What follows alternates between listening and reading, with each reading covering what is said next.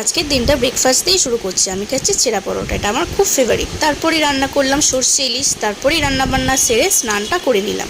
স্নান সেরে পুজোটাও করে নিলাম। আমাদের বাড়িতে এখন নারায়ণ ঠাকুর এসেছে, নারায়ণ ঠাকুরের পালা চলছে। পুজো দেওয়া কমপ্লিট, এবার লাঞ্চটা করে নেবো। লাঞ্চে ছিল ইলিশ মাছের তেল আর ইলিশ মাছের ঝাল। ইলিশ মাছ থাকলে আর কিছু লাগে নাকি। ইলিশ মাছের ঝালটা যে কি ভালো হয়েছিল, তোমাদের সাথে তো শেয়ার করেছি, তোমরা দেখেছো।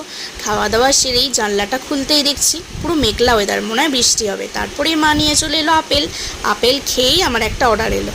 অর্ডারটা পেয়ে কিন্তু আমি খুব খুশি হয়েছি। আমার ভালোবাসার মানুষটা কিন্তু এটা গিফট করেছে আমাকে। সামনেই আমার জন্মদিন বাড়ি, এটা পরবো বলে অর্ডার দিয়েছিলাম। কেমন লাগছে হারটা কমেন্ট করে জানিও, কিন্তু আমার কিন্তু ভীষণ পছন্দ হয়েছে। এই হারগুলো এখন খুব ট্রেন্ডিংয়ে চলছে, সবাই পরছে।